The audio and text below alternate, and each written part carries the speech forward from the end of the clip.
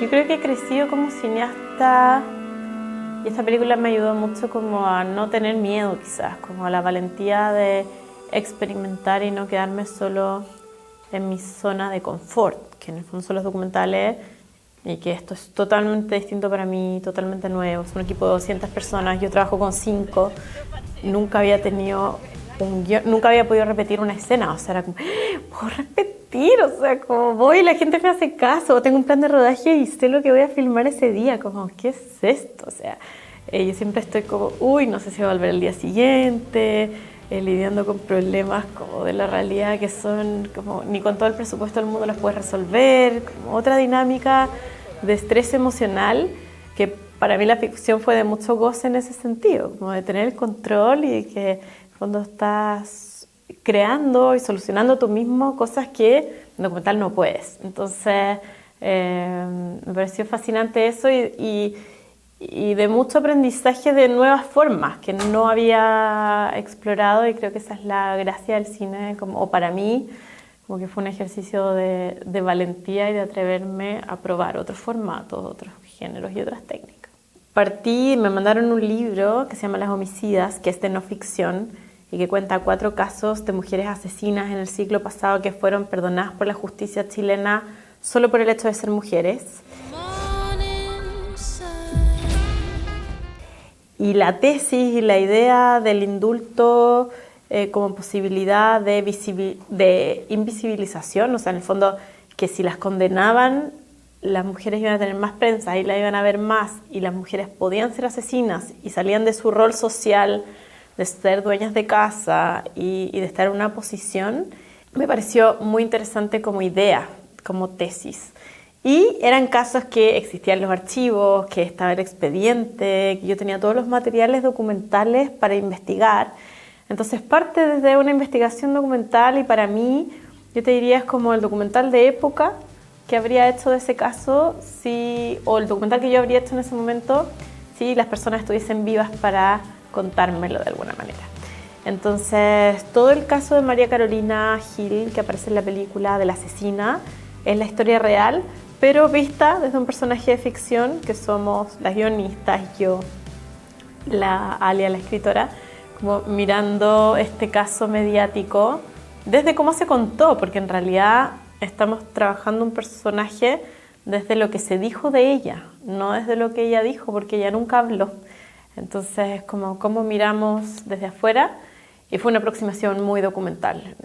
Ya el puro hecho de pensar la historia que había sucedido en un hotel súper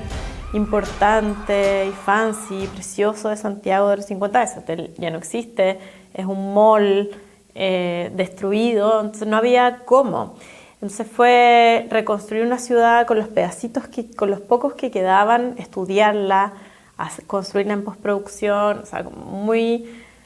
desafío patrimonial del archivo, te diría, pero por otra parte, para mí como directora lo más desafiante de pensar una historia de época es ¿por qué contar una historia de época hoy? O sea, ¿por qué contar una historia de una mujer en el 55? Si es solo para decir que las mujeres estaban en otro lugar en la sociedad, ya todos lo sabemos, es reiterativo, está lleno de lugares comunes, lo que me importa es ¿cuál es la pregunta hoy?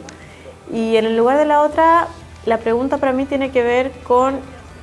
qué espacio de libertad conquistó esa mujer que yo estoy mirando. Y la asesina que vemos es una mujer que en la cárcel termina escribiendo un libro, encontrando un espacio creativo también y defendiendo sus espacios creativos. Entonces, lo que sentíamos todas las que estábamos mirándola y escribiendo era como nos cuesta mucho hoy todavía defender nuestros propios espacios, o sea, es como hemos conquistado el territorio laboral, seguimos tratando de conquistar, tener menos carga mental en lo doméstico, pero nunca está en la discusión cuáles son nuestros cuartos propios y nuestros espacios que a veces uno dice, necesito 45 minutos para leerme un libro en silencio, sin que haya nadie en la casa y como sin hacerse cargo de niños, sin hacerse cargo de lo doméstico, de nada. Entonces, es una película que al final se trata sobre los espacios personales, creativos y los cuartos propios. Y creo que eso no se conversa tanto, porque tiene que ver con lo mínimo, y lo mínimo que todavía es desafiante. Bueno, Sergio Armstrong es un gran director de fotografía que admiro mucho Y la manera de aproximarme para mí fue muy desde el documental, porque yo con él conversamos yo cómo filmaría un documental y cuáles son mis restricciones a la hora de hacer un documental. O sea, es una película que no se nota, quizás, pero si uno la estudia en detalle, te das cuenta que la cámara en general siempre está en un punto tratando de agarrar lo que toma, pero no hay tanto plano contra plano en la película porque es algo que yo no puedo hacer en los documentales. Entonces, para mí, le da una sensación de más realismo al tener esa obstrucción de cámara de no llenarse de plano, salvo en el juicio, que yo decía, si yo fuera documentalista en el juicio habría estado con 2 cámaras para cubrirme, pero en el resto, o sea, en el cotidiano de su casa, es como la cámara quedó en un rincón, desde ahí agarró, y no es una multivisión de millones de puntos de vista, es una película donde ella siempre está en cuadro, donde ella siempre está presente, en todos los planos, todas las escenas, y traté de filmarla desde ahí, como desde mis restricciones visuales, que fue también desafiante para un equipo que está acostumbrado a filmar de otra manera. El trabajo con Pablo y Juan siempre es muy creativo, como que para mí también habían sido productores de La Memoria Infinita, son productores